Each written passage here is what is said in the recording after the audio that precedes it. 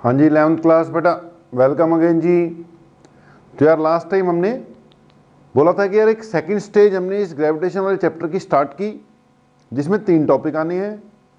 पहला हम कर चुके हैं ग्रेविटेशनल फील्ड इंटेंसिटी, ठीक है, उसको जो भी था जितना भी था किया हमने, न्यूमेरिकल उस पर करने हैं पर बहुत ज़्यादा चलो नहीं, तो उसको मैंने अलग ही रखा ग्रेविटेशनल फील्ड इंटेंसिटी वाले पार्ट को। अब बेटा 2 बातें रह गई अपनी, gravitational potential and gravitational potential energy. दोनों को बेटा जी इकट्ठी कराएंगे, एक दूसरे से रिलेटेड ही है। तो ग्रेविटेशनल फील्ड इंटेंसिटी यार हमने कवर अप की, 2 बातें अपनी बचती हैं, gravitational potential and gravitational potential energy. चीज़ें अलग अलग हैं लेकिन आप एक ही हेडिंग डालो यार, एक ही में कराएंगे। पहले एक बार दोनों को डिफाइन करेंगे, फिर डिराइव कराएंगे, और उसके बाद जो भी डिस्कशन है न्यूमेरिकल्स वगैरह वो तो चलो होंगे ही होंगे। तो हेडिंग डालना, इकट्ठे डाल लो, gravitational potential and gravitational potential energy, इकट्ठे डालना जी, एक ही बार में काम खत्म कर देंगे। Gravitational potential and gravitational potential energy, क्या हेडिंग है जी? Gravitational potential and gravitational potential energy. यार 10th क्लास में ना एक इलेक्ट्रिक पोटेंशियल पढ़ा होगा आपने, अगर पढ़ा होगा तो। अब उसी से रिलेटेड इसकी भी कुछ क्या बनेगी, डेफिनेशन बनेगी बेटा। हमने बोला 10th क्लास में आपने चार्ज पढ़े होंगे, चार्ज के आसपास इलेक्ट्रिक फील्ड होता है, वैसी मास के आसपास ग्रेविटेशनल फील्ड होता है। अब जैसे चार्ज के कारण इलेक्ट्रिक पोटेंशियल होता है, वैसी मासेस के कारण बेटा ग्रेविटेशनल पोटेंशियल होता है, और ग्रेविटेशनल पोटेंशियल एनर्जी भी उससे रिलेटेड आ ही जाएगी। अब चलो नया भी पढ़ा होगा, कोई दिक्कत नहीं है, हम तो नए सिरे से बात को करा ही देंगे। ध्यान से सुनना, पहले हमें आपको डेफिनेशन समझानी है यार, ठीक है जी। तो मान लेते हैं ये कोई भी मास है। अब देखो, जब मैं बोलता हूं मान लेते हैं कोई भी बड़ा सा मास है, तो वैसे तो कोई भी हो सकता है, लेकिन हम फिर ज्यादा डीलिंग अर्थ के हिसाब से करना शुरू कर देते हैं। लास्ट टाइम हमने बोला कि ग्रेविटेशनल फील्ड तो किसी भी मास के कारण आएगा, लेकिन हम स्टडी किसको करने लग गए, ग्रेविटेशनल फील्ड ऑफ अर्थ, क्योंकि अब हमारे पास तो बड़ी सी चीज अर्थ ही है, हम उसी का फील्ड स्टडी कर रहे थे।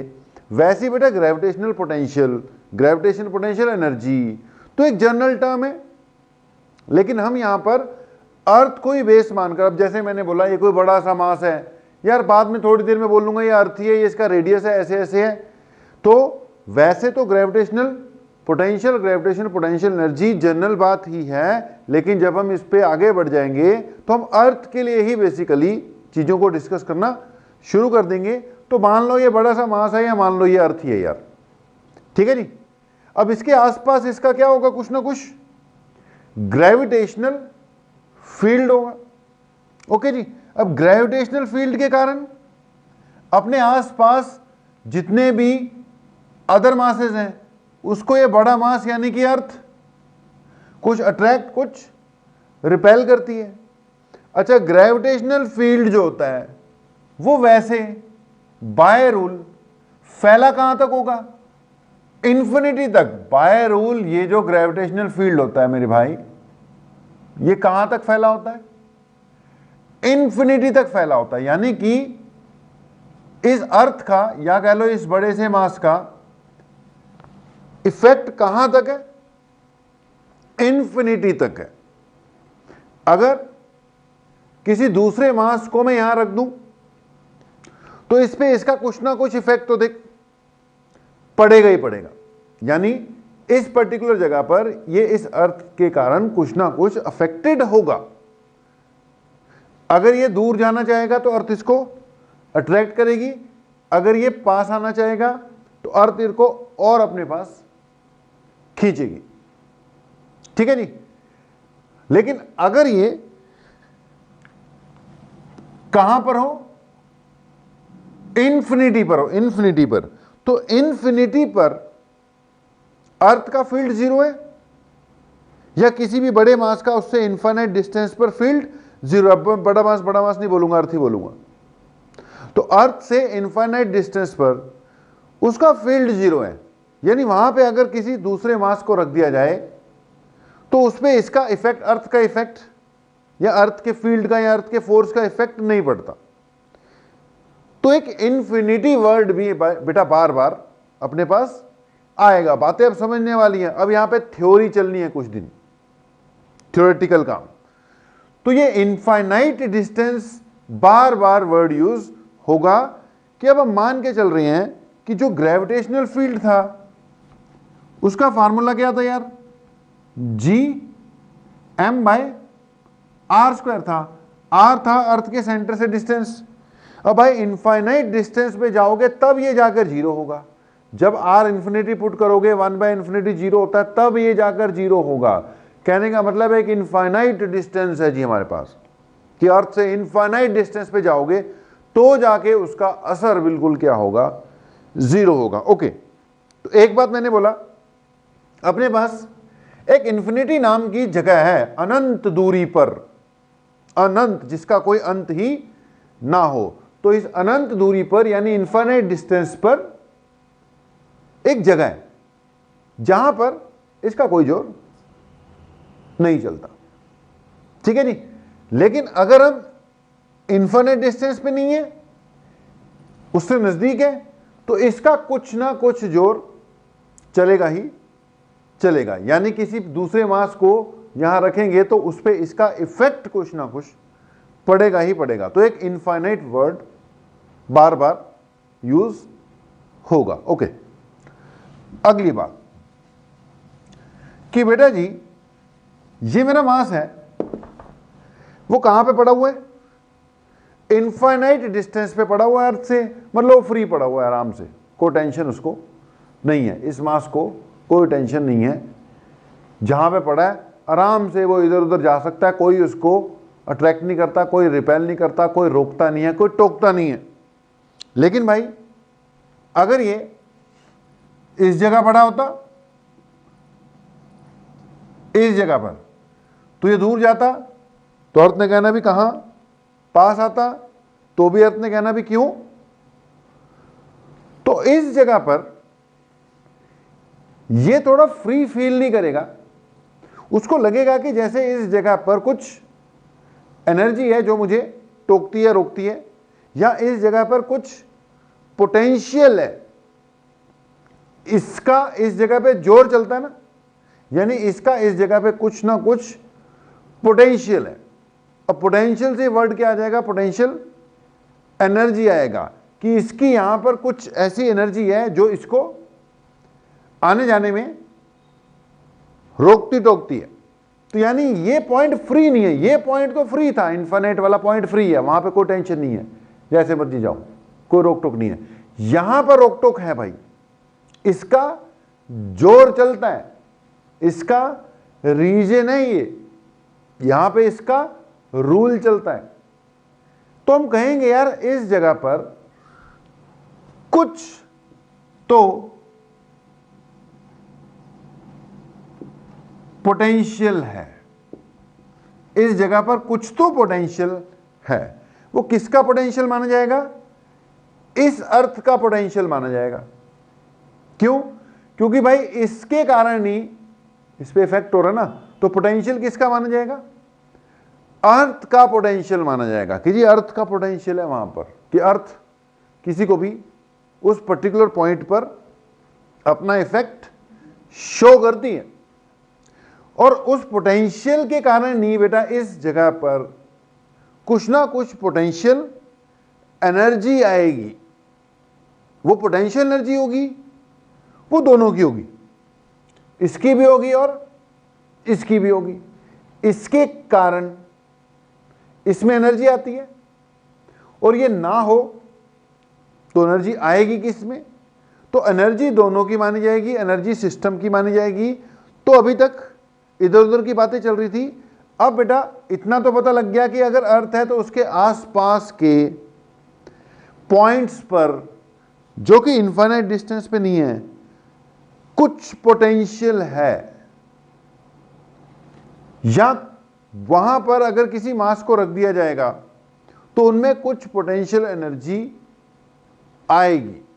अब हमने वही पोटेंशियल और पोटेंशियल एनर्जी को डिफाइन करना है। ध्यान से सुनना, ये मेरा मास पहले कहां पर था? इन्फिनिटी पर था, ठीक है। इन्फिनिटी पे वो टेंशन फ्री था, कोई दिक्कत नहीं। अगर इस मास को इन्फिनिटी से यहां पर लेकर आए, इन्फिनिटी से यहां पर लेकर आए, तो देखो यहां पे ये, इसके पास कोई एनर्जी नहीं है, क्योंकि इसको इधर उधर जाने के लिए कोई वर्क वगैरह करना नहीं पड़ेगा। अब इस पर्टिकुलर पॉइंट पर अगर मैं इसको लेकर आता हूं, तो यहां पर यार जब मैं इसको लेके आ रहा हूंगा तो अर्थ उसको अपनी ओर क्या करेगी? अट्रैक्ट करेगी। अब अगर ये आराम से आना चाहता है, कांस्टेंट स्पीड से आना चाहता है, तो अर्थ की अट्रैक्शन को अपोज करने के लिए क्या करना पड़ेगा? उसको वर्क करना पड़ेगा। कहने का मतलब यहां पे इसके पास एनर्जी जीरो है, यहां से यहां आएंगे तो इसके पास कुछ ना कुछ एनर्जी आ जाएगी। अब एनर्जी आ जाएगी मतलब इसको यहां से यहां तक लाने में कुछ ना कुछ क्या किया गया होगा? वर्क किया गया होगा, क्योंकि वर्क से क्या आती है? एनर्जी आती है। अब इसी से रिलेटेड बेटा दो डेफिनेशंस आ रही हैं अपनी, एक है ग्रेविटेशनल पोटेंशियल की और एक है ग्रेविटेशनल पोटेंशियल एनर्जी की। दोनों की डेफिनेशन दे रहा हूं, ध्यान से सुनना। पोटेंशियल अर्थ का माना जाएगा, पोटेंशियल एनर्जी अर्थ की भी मान सकते हो, उस दूसरे ऑब्जेक्ट की भी मान सकते हो जिसको लेकर आ रहे हो।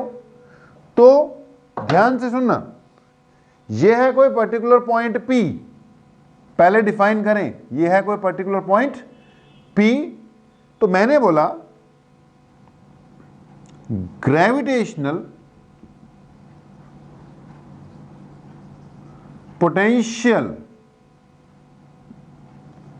Energy at a point is defined as gravitational potential energy at a point is defined as, देख अब इतनी कहानी बनाने के बाद डेफिनेशन पे आ रहा हूं सीधा, इसकी डेफिनेशन भी क्लियर होनी चाहिए। तो gravitational potential energy at a point is defined as the amount of work done in bringing a given mass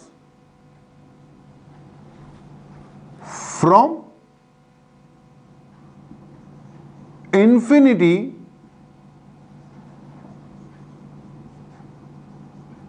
to that point without being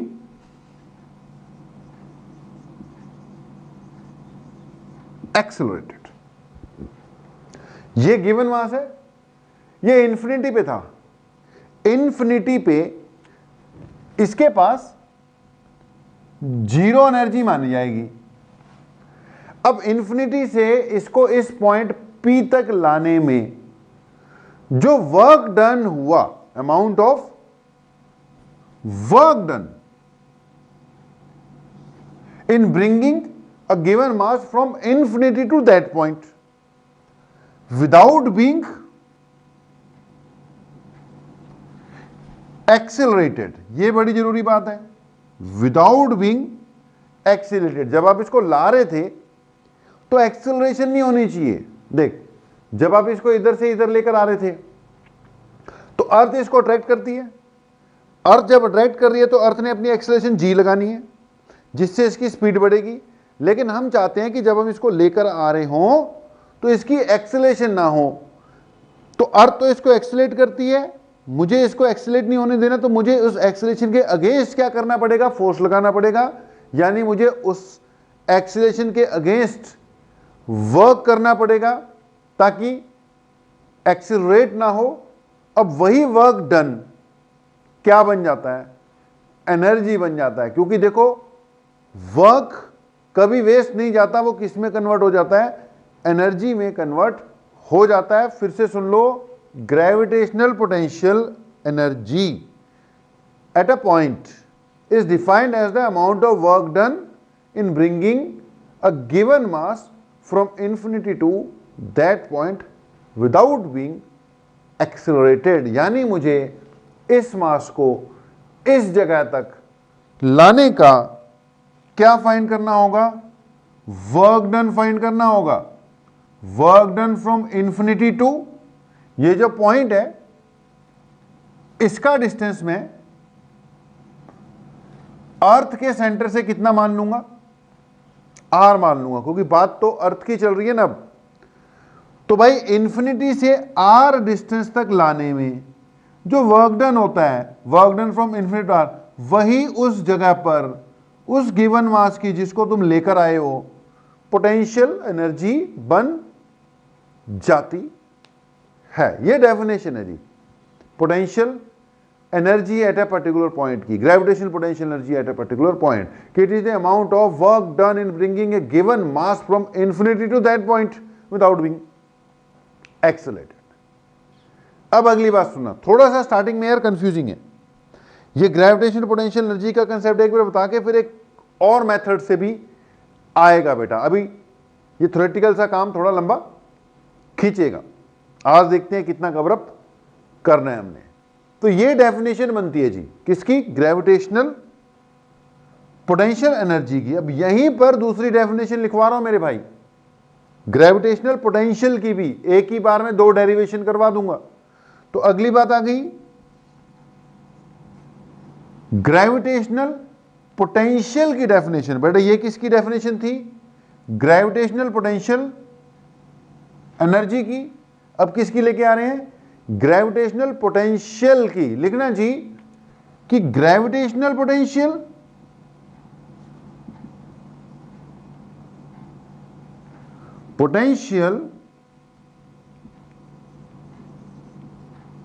eight a point is defined as, लिख लेना भाई, defined as the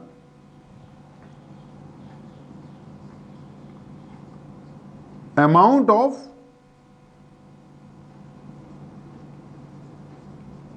work done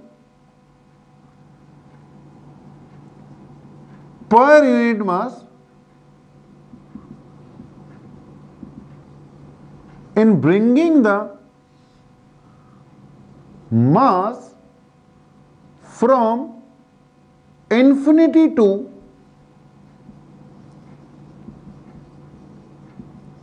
that point without being accelerated।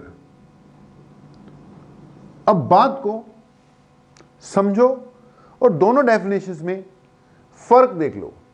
ये कहता है it is defined as the amount of work done, और ये कहता है it is the amount of work done पर यूनिट मास। देखो बस इसी बात का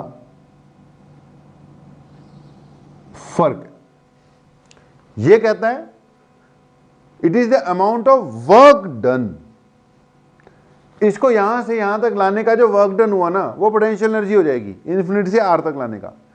और ये कहता है वर्क डन पर यूनिट मास, बाकी बातें सेम है कि it is defined as the amount of work done पर unit mass in bringing the mass from infinity to that point without being accelerated. बाकी चीजें तो वही है। तो बेटा अगर इसको यहां से यहां तक लाने का वर्क डन कितना हुआ, ये वाला W इन्फिनिटी से R तक का। अब भाई इसको अगर मैं मास से डिवाइड कर दूं तो ये क्या बन जाएगा, ग्रेविटेशनल पोटेंशियल बन जाएगा। और अगर उसको ऐसे ही रहने दूं, मास से डिवाइड ना करूं, तो ये ग्रेविटेशनल पोटेंशियल एनर्जी बन जाएगा। यानी काम वही करना है तुम्हें, इन्फिनिटी से पॉइंट पी तक लाने का वर्क डन फाइंड कर लो। जो वर्क डन है वो पोटेंशियल है, सॉरी पोटेंशियल एनर्जी है, और जो वर्क डन पर यूनिट मास कैलकुलेट कर लिया तो वो क्या हो जाएगा, ग्रेविटेशनल पोटेंशियल हो जाएगा। तो याद कर लो दो चीजें, अगर तुम्हें एक पर्टिकुलर पॉइंट पर ग्रेविटेशनल पोटेंशियल एनर्जी फाइंड करनी है तो उस पॉइंट पर इन्फिनिटी से किसी मास को लाने का क्या निकाल लो, वर्क डन निकाल लो। और अगर तुम्हें उस जगह का पोटेंशियल फाइंड करना है तो उस पॉइंट पर इन्फिनिटी से किसी मास को लाने का वर्क डन फाइंड कर मास से डिवाइड कर दो, वो वर्क डन पर यूनिट मास हो जाएगा। वर्क डन पर यूनिट मास पोटेंशियल है, वर्क डन पोटेंशियल एनर्जी है जी।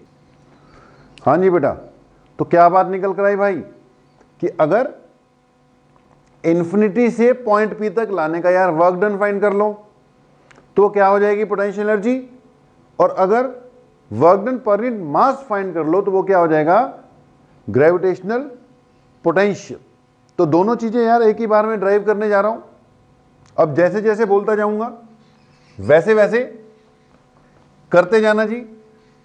तो लिख लो सबसे पहले, लेट अस कंसीडर, ठीक है, मान लो कि अर्थ है यार और एक पॉइंट पी है जो कि अर्थ से कितनी दूरी पर है, आर दूरी पर है। वहां पे हमने पोटेंशियल भी फाइंड करना है यार, वहां पे पोटेंशियल एनर्जी भी फाइंड करनी है। तो लिखो जी, let us consider a point P.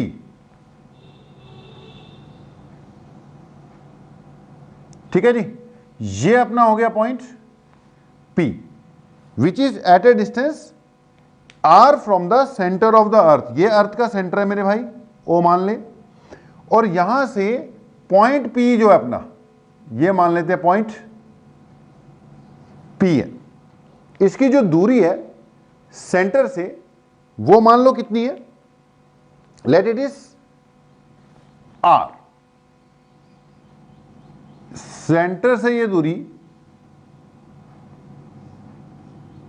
मान लेते हैं कितनी है, R है बेटा। और एक पॉइंट है इंफिनिटी, ठीक है जी। हमें इंफिनिटी से किसी मास को इस जगह पर लेकर आना है। अब उसको यहां तक लाने का यार जो वर्क डन होगा वो कैलकुलेट करना है। बाकी देखो, अगर एग्जाम में आता है सबसे पहले आपने डेफिनेशन लिख देनी है। अगर आप ग्रेविटेशन पोटेंशियल फाइंड करने जा रहे हो या पोटेंशियल एनर्जी फाइंड करने जा रहे हो, पहले जो भी आपको डेफिनेशन लिखाई है वो आपने लिख दी। अब डेफिनेशन लिखने के बाद फिर आपने स्टार्ट कर दिया। स्टार्ट करते हुए बोला कि भी let us consider a point P which is at a distance R from the centre of the earth. ठीक है जी, अर्थ का जो अपना रेडियस है वो आपको पता ही है, उसको क्या मान लेना है हमने, R मान लेना है। R इसका अपना रेडियस हो गया। ये पॉइंट P है जहां तक हमें इंफिनिटी से इसको लेकर आना है। लेकिन उसको लाने से पहले हम एक इन बिटवीन सिचुएशन ले रहे हैं यार।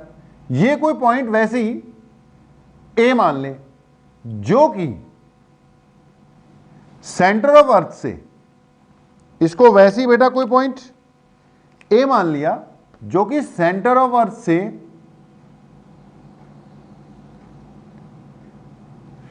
कितने डिस्टेंस पे है, x डिस्टेंस पे। ठीक है, ये point P centre of earth से x डिस्टेंस पे है, r डिस्टेंस पे हमें लेकर आना है। इंफिनिटी तुम्हें दिखाई दे ही रहा है। मेरा जो गिवन मास है जिसको मैं इंफिनिटी से बेटा r तक लेके आना चाहता हूं, उसको मैंने यहां पे रखा पहले इस जगह पर। और पहले इसको A पर जब मैं रख रहा हूं तो चेक करता हूं एट A अर्थ के कारण उस पर कितना फोर्स लग रहा है। लिखते जाना जी सारी सिचुएशन। तो मैंने बोला एट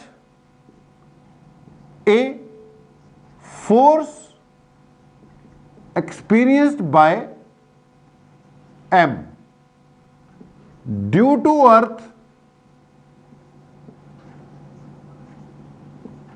इज गिवन एज। बात को समझना जी, थोड़ा डेरिवेशन टाइप थ्योरी टाइप काम है ये।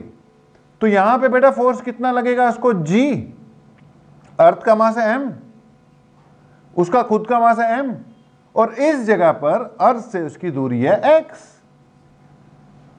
तो जिस भी जगह पर ये इस वक्त है, उस जगह पे अर्थ के कारण कितना फोर्स लग रहा है उसको, gmm/x²। अब पॉइंट ये है बेटा, मैं इंफिनिटी से यहां तक लेके आना चाहता हूं, उसका मुझे वर्क डन फाइंड करना है। तो उसके लिए मैं क्या करूंगा, पहले एक छोटा सा वर्क डन फाइंड करूंगा बीच के किसी डिस्टेंस का, dx डिस्टेंस लेकर, और उसकी इंटीग्रेशन कर दूंगा। पहले भी ऐसा किया ही हुआ है कि जब हमें टोटल वर्क डन फाइंड करना होता है तो हम क्या करते हैं, एक छोटा सा वर्क डन फाइंड करते हैं बीच का कहीं का, फिर उसको प्रॉपर लिमिट्स लगाकर इंटीग्रेट कर देते हैं। तो हमने नहीं यहीं पे यही करना है। ये एक पॉइंट है ए, यहां पे फोर्स ये लग रहा है, मैं पहले बेटा इसको ए से ये छोटा सा डिस्टेंस बी, ए से बी तक मूव करवाऊंगा, और ये ए से बी वाला ये जो छोटा सा डिस्टेंस है इसको क्या मानूंगा, dx मान लूंगा। तो मैंने बोला जी ऐसे ऐसे सिचुएशन है, अर्थ है, अर्थ से इन्फिनिट डिस्टेंस से r डिस्टेंस पे यानी पॉइंट P पे मुझे लेकर आना है किसी भी मास m को। उसके लिए मैंने बीच का एक पॉइंट मान लिया a, पहले मैं उसको a से b लेकर आऊंगा, छोटा सा वर्क डन फाइंड करूंगा, a पे उस पे फोर्स लग रहा है, ये इसको क्या कर रहे हैं, अट्रैक्ट कर रहे हैं, जिससे उसकी स्पीड बढ़ती है। लेकिन मैं लेके तो आना चाहता हूं, लेकिन विदाउट बीइंग एक्सेलरेशन। अब मुझे इसके अगेंस्ट क्या करना पड़ेगा, वर्क करना पड़ेगा। अगर बेटा जी मुझे विदाउट बीइंग एक्सेलरेशन लेके आना है, विदाउट बीइंग एक्सेलरेटेड लेकर आना है, तो मुझे यहां से यहां जाते वक्त ये जो अर्थ इसको अट्रैक्ट कर रही है ना इस फोर्स से, इसके अगेंस्ट क्या करना पड़ेगा, वर्क करना पड़ेगा। तो क्या लिखा, at a force exchange by mass m due to earth is given as this. Now लिखना, small amount of work done, small amount of work done in moving m from A to B through a distance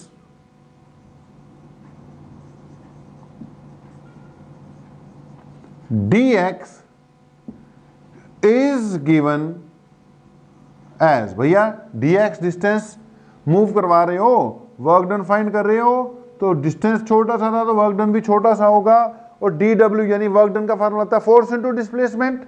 भैया force इसके against करना है, और displacement कितनी करवाई तुमने, dx। अब यहां से ध्यान देना, ये छोटा सा वर्क डन जो है f की जगह क्या आ जाएगा, g आएगा, m आएगा, ये वैल्यू पुट करनी है, m डिवाइडेड बाय x² आएगा, साथ में dx आ जाएगा। तो ये तो छोटा सा वर्क डन था, छोटा सा डिस्टेंस dx मूव करवाने के लिए। अब मुझे चाहिए टोटल वर्क डन, कहां से कहां तक, इंफिनिटी से पॉइंट P तक आने में। यानी पहले डिस्टेंस कितना था, इनफिनिट, नया डिस्टेंस कितना होगा, r, यानी मुझे इंफिनिटी से r तक पहुंचना है। लिमिट लगाना, ध्यान से देखो कहां से कहां तक जाना है। इनिशियल पोजीशन क्या थी इसकी, इंफिनिटी, फाइनल पोजीशन इसकी क्या आ रही है, r, क्योंकि बेटा नापना तो सेंटर से ना डिस्टेंस। तो इंफिनिटी टू r फाइंड करने के लिए बेटा पहले छोटे से पोर्शन dx मूव कराने का जो वर्क डन था वो फाइंड कर लिया। अब आगे बोलना है तुमने कि जी now the total work done in bringing the mass from infinity to that point, from infinity to that point यानी point P, that is from infinity to r is given as, हाँ जी भाई, टोटल वर्क डन क्या होगा, integration of dw करनी पड़ेगी मेरे भाई, छोटे से डिस्टेंस के लिए dw, total work done, integration की लिमिट भाई पहले कितनी दूरी पर थे, इन्फिनिटी, फाइनली कहां तक पहुंचना है, आर तक। आप ये नहीं ना कह सकते इन्फिनिटी टू पी, नहीं कह सकते, इन्फिनिटी डिस्टेंस है, तो इन्फिनिट डिस्टेंस से आर डिस्टेंस की दूरी तक पहुंचाना है। तो उम्मीद है यार समझ लग ही रहा होगा। W इक्वल टू ये बना इन्फिनिटी से लेकर आर तक, dw की वैल्यू पुट कर दो, ये बन जाएगा m बाय एक्स स्क्वायर, साथ में क्या है dx। अब आप सोच लो, integration with respect to x हो रही है, क्योंकि वेरिएबल कौन है, x ही है ना, वेरिएबल तो कौन है, x है, टोटल डिस्टेंस x था, फिर dx मूव कराया, तो इंटीग्रेशन तो किसकी होनी है यार, विद रिस्पेक्ट टू x ही होनी है। बाकी चीजें सारी कांस्टेंट है, g बाहर निकाल, छोटा m, ये बन जाएगा integration of 1 by x square dx, infinity से लेकर r तक। ठीक है जी। अब एक चीज साइड पे लिख के समझाता हूं, बार बार यूज होगी, बार बार, तो उसको रट ही लेना है। एक रिजल्ट है यार, ये जो इंटीग्रेशन हम करने जा रहे हैं, ऊपर वाले सारे स्टेप हम मिटा देते हैं मेरे भाई। तो एक रिजल्ट है बेटा, बना के दे रहा हूं साइड पे। अब उसका यूज होगा तो एक ही बार में उसको बना के रख लेते हैं, जहां पर भी आए यूज करते रहना। अब ध्यान से देखो, अपना स्टेप क्या था, मैं इसको दोबारा ऊपर लिख रहा हूं, मत लिखो, कि W कितना आ रहा है, ये आ रहा है G mm integration of 1 by x square with respect to x, limit कहां से कहां तक है, इन्फिनिटी टू r तक है। ठीक है जी। तो ये स्टेप तो हमने ऊपर ही लिख दिया, जगह बिल्कुल क्या कर देते हैं, साफ कर देते हैं। एक पॉइंट मैंने आपको बताना है, ध्यान देना, कि यार अगर कहीं लिखा हो integration of 1 by x square, देख विद रिस्पेक्ट टू x, तो इसको तो ऐसे लिख सकते हैं ना, 1 बाय एक्स स्क्वायर को x की पावर -2, अगर इंटीग्रेशन ऑफ 1 बाय एक्स होता ना, इंटीग्रेशन ऑफ 1 बाय एक्स, तो इसका तो सीधा रिजल्ट पहले ही बता रखा है, ये log x हो जाती होती है। इंटीग्रेशन ऑफ 1 बाय एक्स तो क्या हो जाती है, log x, नेचुरल log आता होता है। ये 1 बाय एक्स नहीं, 1 बाय एक्स स्क्वायर है यार, इसका भी याद ही कर लेंगे। 1 बाय एक्स स्क्वायर को x की पावर -2 लिख देता हूं मैं। अब इंटीग्रेशन का रूल क्या है, एक पावर बढ़ा दे, बढ़ा दे मतलब x की पावर -2 तो है ही है, उसमें एक ऐड कर दे, and divide by new power, power एक बढ़ाकर नई पावर से डिवाइड करना होता है, तो नई पावर कितनी बचेगी भाई, -1 बचेगी। कहने का मतलब इंटीग्रेशन ऑफ x की पावर -2 है, इसमें एक +1 किया, तो ये बचता क्या है, x की पावर बेटा -1 बचता, देख -2 +1 -1 बचा ना, और इसलिए न्यू पावर -1 थी, उससे डिवाइड कर दिया। ध्यान से देख, ये बन गया -1, ये माइनस लगा दिया और x की पावर -1 को ऐसे लिख दिया। तो रिजल्ट ये है, आगे से याद रखना, आगे से याद रखना कि integration of 1 by x square is equal to -1 by x. Integration of 1 by x square is equal to -1 by x. कई बार यूज होगा, अभी आने वाले 1-2 दिन में कई बार यूज हो जाएगा, तो याद कर ले साइड पे, integration of 1 by x square is equal to -1 by x. अब आ जाओ यहां पर, ये देख डायरेक्टली पुट कर देंगे, अब साइड पे लिख देना, एग्जाम में आए तो W इक्वल टू बेटा G है, M है integration of 1 by x square with respect to x, integration of 1 by x square with respect to x, ये आ जाएगी मेरे भाई -1 बाय एक्स। लिमिट कहां से कहां तक है, इन्फिनिटी टू r। अब देख बाकी लिमिट पुट करनी तो तुम्हें आती होगी, आनी चाहिए, GMM, ये माइनस बाहर रख ले, एक बार अपर लिमिट पुट कर दे, एक बार लोअर लिमिट पुट कर दे। अब 1 बाय इंफिनिटी क्या होता है, 0, 1 by infinity is equal to 0 मेरे भाई, ये टर्म 0 हो जाएगी, 0, तो क्या बचेगा, W is equal to minus G M m, bracket में क्या बचेगा 1/r बचेगा, मतलब W is equal to minus G M M by r बचेगा, यानी कि इंफिनिटी से आर दूरी पर, यानी इंफिनिटी से पॉइंट P पर अगर मैं किसी गिवन मास को ला रहा हूं बिना एक्सीलरेशन के, तो उसको लाने में ये वर्क डन होगा जी, W equal to minus G M M by R. याद रखना, बहुत ही खासम खास रिजल्ट निकला है जी, minus G M M by are. अब इसके आगे लिख लो, now according to definition of gravitational potential energy, जो हमने डेफिनेशन दी थी मेरे भाई, तो लिख लो according to, now according to लिखो अपने आप, definition of gravitational potential energy, according to definition of gravitational potential energy, जो वर्क डन है इंफिनिटी से आर तक वाला, वही तो ग्रेविटेशनल पोटेंशियल एनर्जी है। यानी जो ग्रेविटेशनल पोटेंशियल एनर्जी है वो वर्क डन के इक्वल ही तो है इंफिनिटी से आर वाला, और इंफिनिटी से आर वाला वर्क डन अभी अभी हमने निकाल लिया, तो minus G M m divided by r. ध्यान रखना आर छोटा आर है, minus G M m divided by r. ये किसकी एक्सप्रेशन आ गई? This is expression for gravitational potential energy at a point P which is at a distance r from the center of the earth। ये जो r distance नापा गया है, कहां से नापा गया है? सेंटर ऑफ अर्थ से। तो भाई सेंटर ऑफ अर्थ से r डिस्टेंस पर, छोटा r, कितनी पोटेंशियल एनर्जी होती है? Minus G M M by are.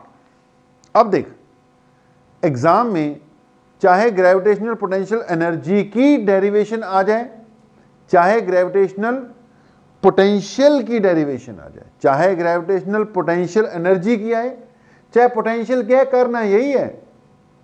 अगर तो ग्रेविटेशनल पोटेंशियल एनर्जी की आई डेरिवेशन, तो पहले डेफिनेशन आ जाएगी ग्रेविटेशनल पोटेंशियल एनर्जी ऐसे ऐसे वर्क डन के इक्वल होती है, उसके बाद यहां तक ड्राइव कर दे,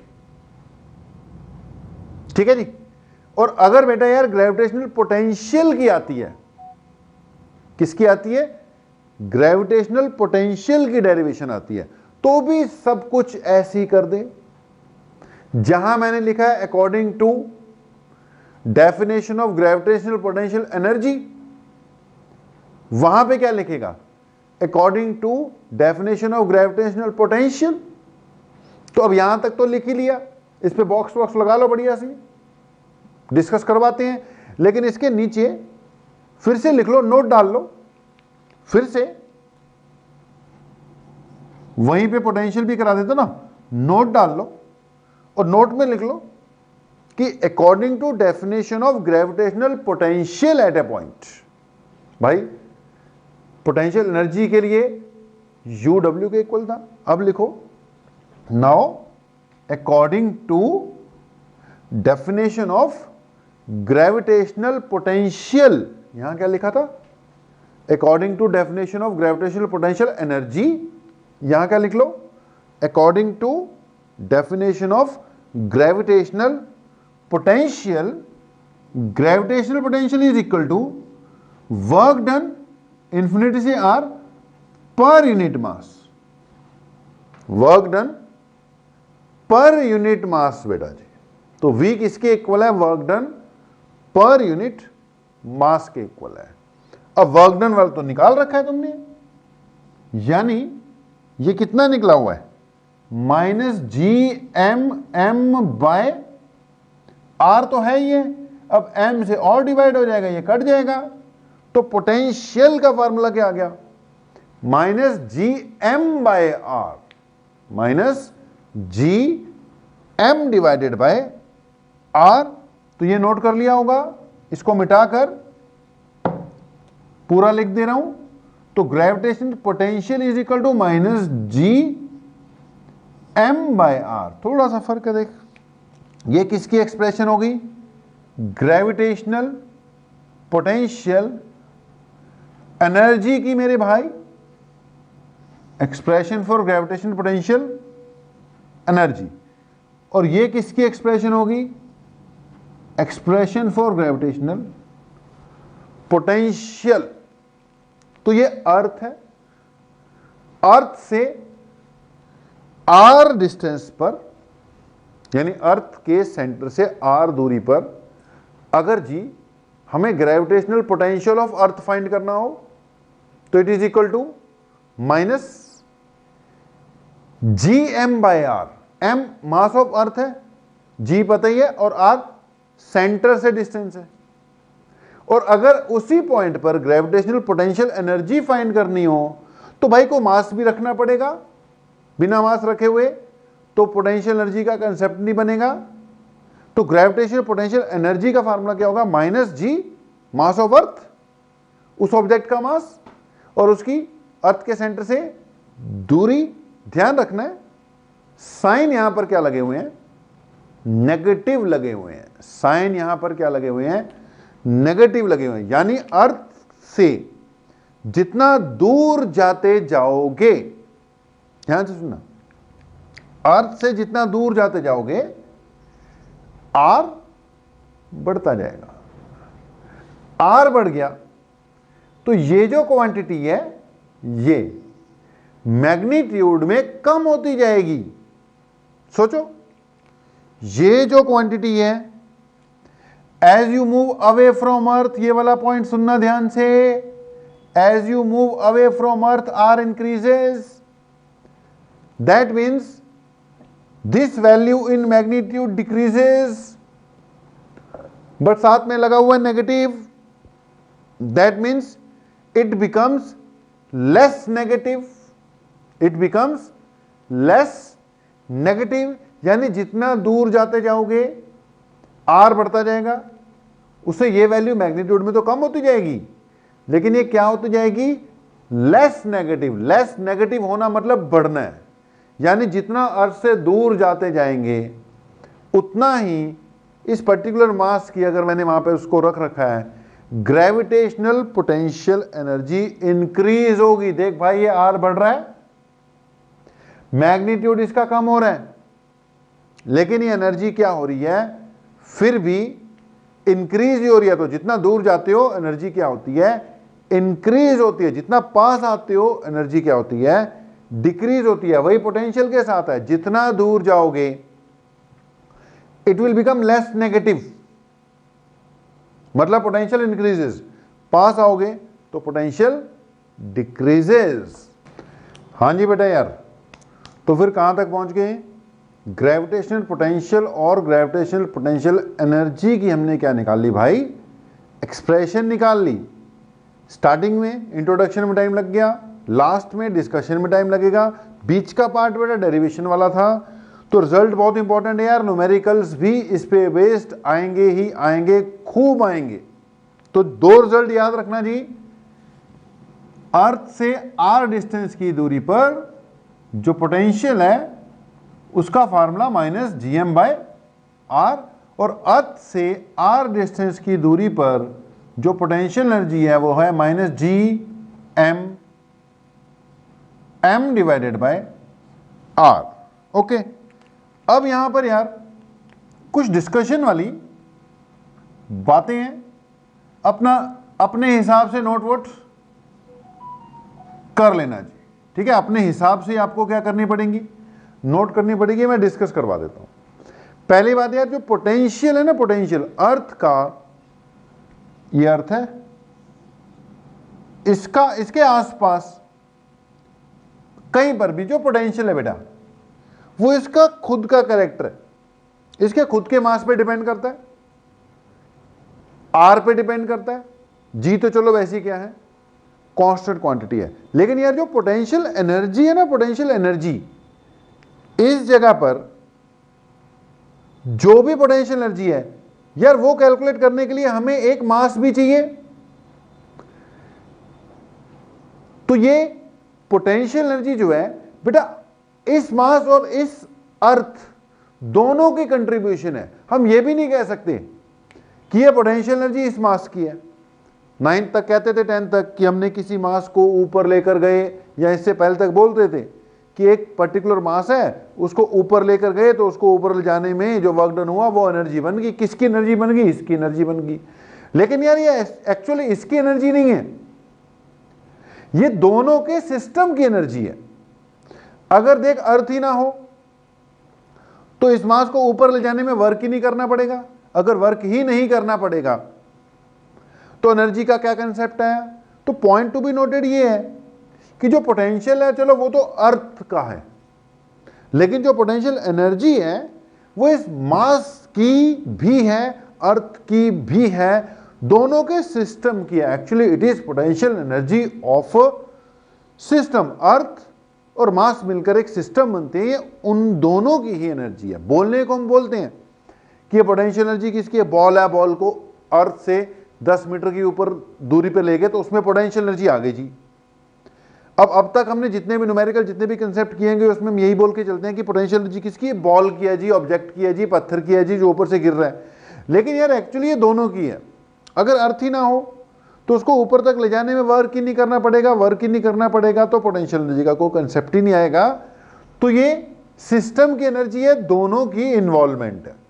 एक तो ये बात कि ये सिस्टम की एनर्जी है, अर्थ और वो जो मास है छोटा m, वो मिलकर एक क्या बनते हैं? सिस्टम बनते हैं। तो मैंने बोला कुछ पॉइंट्स बनते हैं, अपने हिसाब से नोट वोट कर लेना जी। तो पहली बात तो मैंने ये बताई कि जो पोटेंशियल एनर्जी है ना, पोटेंशियल एनर्जी ये यार दोनों के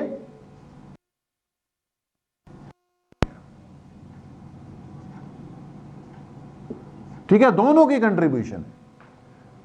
जो छोटा m है जिसको आप लेकर आए थे इन्फिनिटी से, वो भी इन्वॉल्व है, और अर्थ तो फिर इन्वॉल्व है ही है। अगली बात यार, जो पोटेंशियल एनर्जी में ना नेगेटिव साइन है। अब ये समझ लो, आज नहीं फिर से कई बार ऐसी सिचुएशन आएगी। तो पॉइंट टू बी नोटेड ये है कि जब भी पोटेंशियल एनर्जी नेगेटिव आ जाए, समझ लेना अट्रैक्टिव फोर्स के कारण है। मतलब ये जो फोर्स जो है, जो ये एनर्जी क्रिएट करवा रहा है, वो अट्रैक्टिव फोर्स है। अगर पोटेंशियल एनर्जी पॉजिटिव आ जाए तो मतलब रिपल्सिव फोर्सेस हैं, और अगर पोटेंशियल एनर्जी नेगेटिव आ जाए तो समझ लो अट्रैक्टिव फोर्सेस हैं। तो अगर बेटा पोटेंशियल एनर्जी नेगेटिव आ रही है तो इसका मतलब जो फोर्सेस इन्वॉल्व हैं वो कैसे हैं? अट्रैक्टिव फोर्सेस हैं। अब ग्रेविटेशनल फोर्स तो अट्रैक्टिव ही होता है, तो उसकी पोटेंशियल एनर्जी करस्पॉन्डिंग कैसी आनी चाहिए? नेगेटिव ही आनी चाहिए। एक और बात सुनो कि जो U है ना, मैं पहले भी बता रहा था, अब सिस्टमैटिक आ गया कि एक तो दोनों की एनर्जी है जी, सिस्टम की, एक नेगेटिव साइन अट्रैक्टिव फोर्स है, एक है -GMM/r है यार, यहां पर -G capital M small m divided by r है। अब मैं कह रहा हूं कि नेगेटिव साइन है, जैसे जैसे r इंक्रीज होगा, यानी आप अर्थ से दूर जाओगे, r इंक्रीज होने से क्या होगा? ध्यान से सुनना, ये मैग्नीट्यूड डिक्रीज हो जाएगा। ये मैग्नीट्यूड में डिक्रीज हुआ मतलब u will become less negative. Less negative का मतलब पोटेंशियल एनर्जी इंक्रीज हो रही है यार, it is becoming less negative, मतलब इट इज इंक्रीजिंग। तो जैसे जैसे आप अर्थ के सरफेस से ऊपर की ओर बढ़ोगे ना, दूर जाओगे, तो u यार इंक्रीजेस बोला जाएगा। तो इंक्रीज ही बोलते थे आज तक। जैसे अर्थ से दूर जाते हैं तो पोटेंशियल एनर्जी क्या करती है? किसी भी चीज की बढ़ती है, और पास आते हो तो डिक्रीज होती है। r बढ़ने से u इंक्रीजेस, और r घटने से u क्या होगा? डिक्रीज होगा। अब एक और बात सुनना, सारी जिंदगी किसी भी ऑब्जेक्ट की अर्थ के आसपास अगर बीतती है तो उसकी एनर्जी नेगेटिव ही रहेगी। जितना पास आएगा उतनी कम होगी, जितना दूर जाएगा उतनी ज्यादा होगी, नेगेटिव ही रहेगी। अगर मैं यहां पर ये नेगेटिव ही रहेगी यार, इसके पॉजिटिव होने के कोई चांसेस नहीं है। एक बार यहां माइनस लग गया तो लग गया। जी पॉजिटिव हो नहीं सकता, नेगेटिव हो नहीं सकता जो इसको पॉजिटिव करे, क्योंकि माइनस माइनस ही प्लस होगा ना। एम नेगेटिव नहीं हो सकता, ये एम नहीं नेगेटिव हो सकता, ये आर नहीं नेगेटिव हो सकता, क्योंकि सेंटर से नापना शुरू कर रहे हो, सेंटर पे चले जाओगे तो आर जीरो हो जाएगा। सेंटर से ऊपर की और जिधर मर्जी चले जाओ आर भी नेगेटिव नहीं हो सकता, यानी इसके अंदर कोई नेगेटिव नहीं हो सकता, यानी ये नेगेटिव का नेगेटिव रहेगा, ये कभी पॉजिटिव नहीं हो सकता। तो पोटेंशियल एनर्जी हमेशा नेगेटिव ही रहेगी। अट्रैक्टिव फोर्स है ना, हमेशा नेगेटिव रहेगी। हां, ज्यादा बात है जब आप अर्थ से दूरी पर चले गए, अर्थ से इनफाइनाइट दूरी पर चले गए, इनफाइनाइट डिस्टेंस पर, तो बेटा यहां इंफिनिटी पुट कर दे। 1/∞ जीरो होता है तो u क्या हो गया, जीरो हो गया। यानी इनफाइनाइट डिस्टेंस पे ग्रेविटेशनल पोटेंशियल एनर्जी जीरो हो जाएगी, और ये इसकी मैक्सिमम वैल्यू है। तो ग्रेविटेशनल पोटेंशियल एनर्जी की मैक्सिमम वैल्यू कितनी है, जीरो। ये मैक्सिमम है यार, अदरवाइज तो क्या होती है, नेगेटिव होती है, जीरो से ऊपर हो ही नहीं सकती, otherwise negative. Potential energy zero होगी कहां पर, इंफिनिटी पे, और वो क्या है, इसकी मैक्सिमम एनर्जी मानी जाए। कल को पूछ ले पोटेंशियल एनर्जी मैक्सिमम कितनी है, तो क्या आंसर देना है, u is equal to zero. कहां पर, इंफिनिटी पे। अच्छा एक और बात सुन यहीं पर, फिर तीसरे पॉइंट भी। इससे पहले हम मान के चलते थे अर्थ के सरफेस के ऊपर पोटेंशियल एनर्जी जीरो होती है ना भाई। अब प्योर फार्मूला ये पड़ा हुआ पोटेंशियल एनर्जी का। अर्थ के सरफेस पर पोटेंशियल एनर्जी जीरो नहीं लेनी।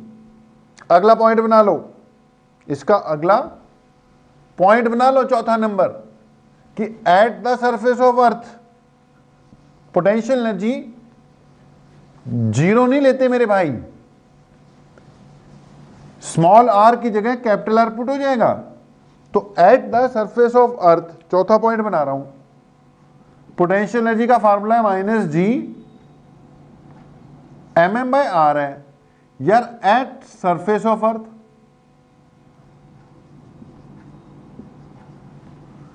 आर किसके इक्वल आएगा, कैपिटल आर के।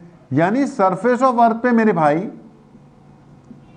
जो पोटेंशियल एनर्जी है वो जीरो नहीं होती भाई, जीरो से भी कम होती है। जीरो तो इन्फिनिटी पे होती है, माइनस GMM/r होती है। पुरानी बातें भूल जाओ, नई बातों पे आओ। तो at the surface of potential energy होती है minus GMM divided by capital are. यहां पे कैपिटल आर आ जाएगा। अब आप कहोगे यार वो फिर पहले क्या पढ़ते थे हम, पहले हम पढ़ते थे कि जी सरफेस ऑफ अर्थ पे पोटेंशियल एनर्जी कितनी ले लो, जीरो ले लो, और अगर आप यहां से h हाइट पर चले जाओ तो यहां पे पोटेंशियल एनर्जी कितनी ले लो, mgh ले लो। फिर वो क्या था, आ गया ना दिमाग में कि यार आज तो पोटेंशियल एनर्जी, अर्थ की पोटेंशियल एनर्जी का फार्मूला ये बना के बैठ गए। पहले बोलते थे, आज कह रहे हो सरफेस ऑफ अर्थ पे माइनस GMM/r होता है, और पहले कहते थे सरफेस ऑफ अर्थ पे जीरो लेनी है, और सरफेस ऑफ अर्थ से h हाइट पे ऊपर चले जाओ तो mgh। अब ये mgh वाला फार्मूला गलत था क्या, गलत नहीं था यार, वो उस सिचुएशन में सही था। निकाल रहा हूं वो भी, mgh वाले पर भी आते हैं। अगला पॉइंट बना लो, पहले तो ये बना लिया कि सरफेस ऑफ अर्थ पे ये होती है, ये चौथा पॉइंट बन गया। पांचवा पॉइंट भी बना लो, ये भी mgh वाला भी फंडा बताते हैं। पांचवा पॉइंट बना लो उसको। अब ध्यान से सुनना हमारी बात को। पॉइंट ये है कि मान लो हम लोग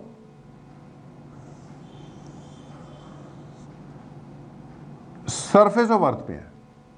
अब पता है आपको सरफेस ऑफ अर्थ पर जो पोटेंशियल एनर्जी है वो कितनी है, माइनस GMM/कैपिटल आर है, क्योंकि सेंटर से डिस्टेंस नापना था सेंटर से आर जो है यहां तक तो कैपिटल आर के इक्वल आ गया। ओके, अब मान लो आप कहां चले गए, यहां से एच हाइट ऊपर चले गए, देख इस जगह पर। अब इस जगह पर जो पोटेंशियल एनर्जी है वो क्या है, minus G M M by distance क्या होगा, सेंटर से नापना है ना। अब सेंटर से डिस्टेंस जो है ये वाला होगा, ये किसके इक्वल होगा, आर के इक्वल होगा।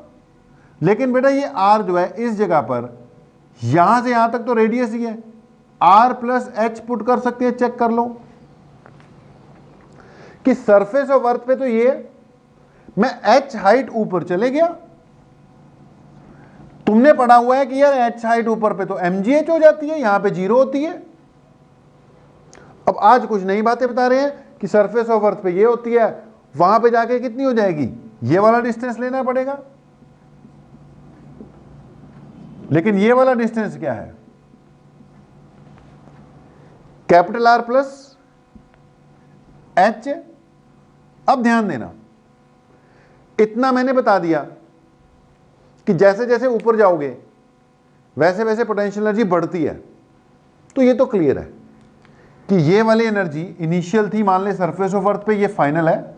तो ये तो अब क्लियर होगा कि ये वाली एनर्जी ज्यादा है, क्योंकि ऊपर जाने से एनर्जी बढ़ रही है।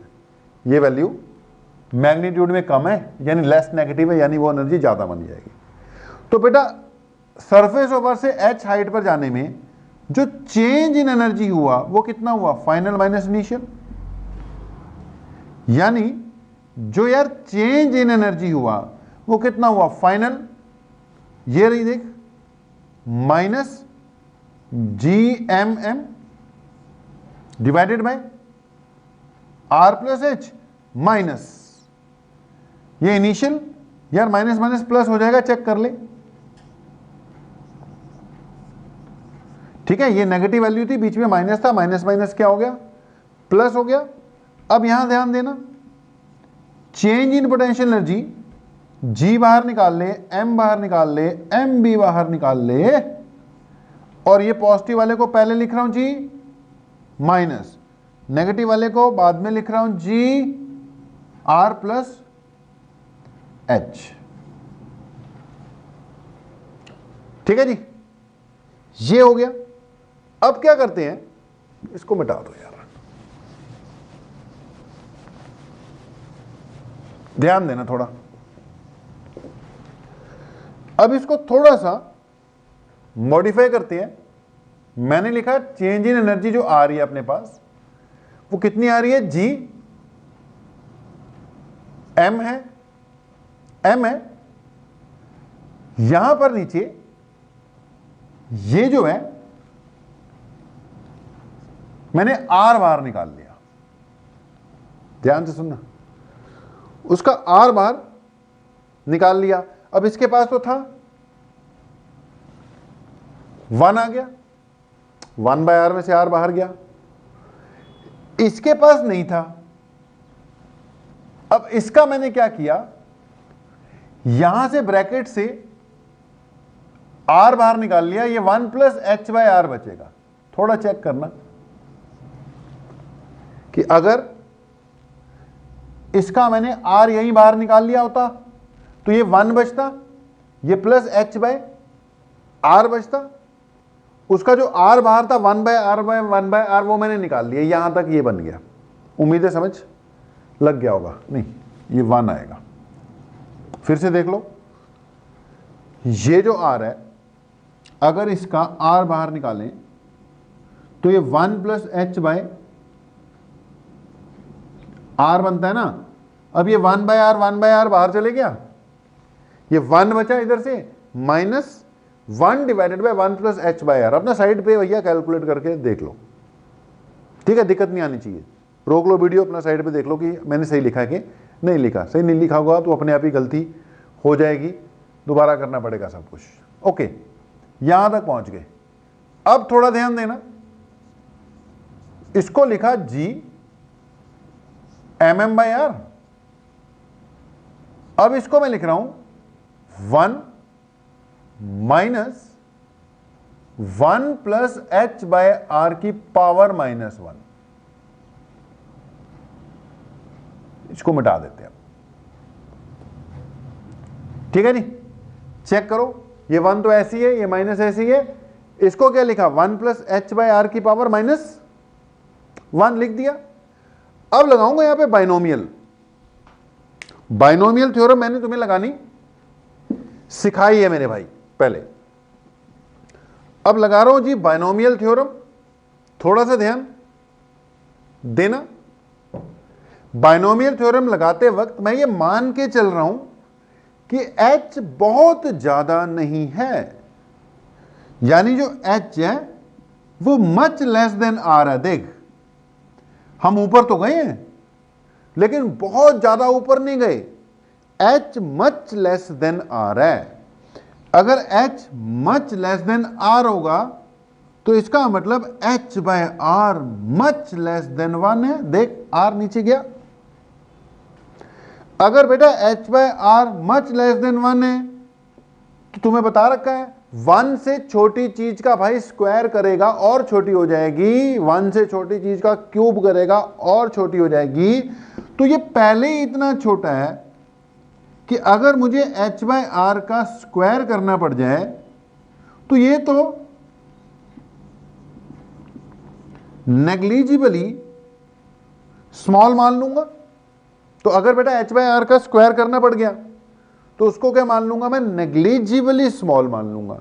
कहने का मतलब स्क्वायर क्यूब वाली टर्म्स नेग्लिजिबली स्मॉल हो जाएंगी। अब देख, अगर मैं इसको बाइनोमियली एक्सपेंड करता हूं तो बाइनोमियल एक्सपेंशन में इतना तो पता होगा कि ये तो 1 चल ही रहा है, ठीक है। नीचे लिखता हूं यार, लंबी लाइन चाहिए इसके लिए। Okay, delta U equal to G M M by, बात को समझो, बड़े खतरनाक पॉइंट डिस्कस करवा रहा हूं। ये 1 तो ऐसे रहेगा, ये माइनस बीच में रहेगा, इसको यार एक्सपेंड करना बाइनोमियली। तो क्या नियम होता है, सबसे पहले 1 आता है प्लस फिर nx, ये n है देख -1, x की जगह h बाय r है, प्लस फिर अगली टर्म्स में स्क्वायर आएगा, वो मैंने नेग्लेक्ट कर दी क्योंकि इससे अगली वाली टर्म में h बाय r का स्क्वायर आना है, x का स्क्वायर आता है ना। अब इतना तो याद रहना चाहिए भाई, बार बार नहीं बताऊंगा मैं, तभी मैं साइड पे पूरा खोल के बताता हूं। तो इसको बाइनोमियली एक्सपेंड किया, ये बना 1 माइनस, ये 1 तो ऐसी था, ये माइनस ऐसी था, ये 1 plus n x plus n into n minus 1 by 2 factorial, x square आना था, स्क्वायर वाली टर्म क्यूब वाली टर्म खत्म कर दी। तो इसको देख क्या बनता है, ये बनता है G M M by r, ये बना 1 -1, देख खुल गया, -1, ये क्या बना 1 -1। ओके, ये माइनस है, ध्यान से देख भाई, ये 1 ये रहा, ये वाला 1 इधर गया। अब ये वाली जो टर्म है कितनी है, ये है माइनस h बाय आर, लेकिन देखिए माइनस और माइनस प्लस कर देगा इसको, ये कट जाएंगे, 1 -1 टर्म क्या हो जाएगी, 0 हो जाएगी। देख के देख क्या बन रही है बात ये बन रही है, थोड़ा सा रिजल्ट आने की ओर बढ़ रहा है। तो इसको अगर मैं सॉल्व करता हूं तो ये बनता है यार, change in potential energy equal to G आ रहा है, एम आ रहा है, एम आ रहा है, आर था ही, ये कट गया, ब्रैकेट में से क्या आ रहा है, एच बाय आर आ रहा है, यानी delta U equal to G M m, यार h को ऊपर रहने दे, ये r का स्क्वायर हो जाएगा r, यानी delta U equal to G M by R square. Check कर, एक्सेलरेशन ड्यू टू ग्रेविटी होता है, G M by R square, earth की एक्सेलरेशन ड्यू टू ग्रेविटी है यार, ये g बन गया, ये m बन गया, ये h बन गया, और ये m g h बन गया, mgh। तो ये mg H बन गया जी।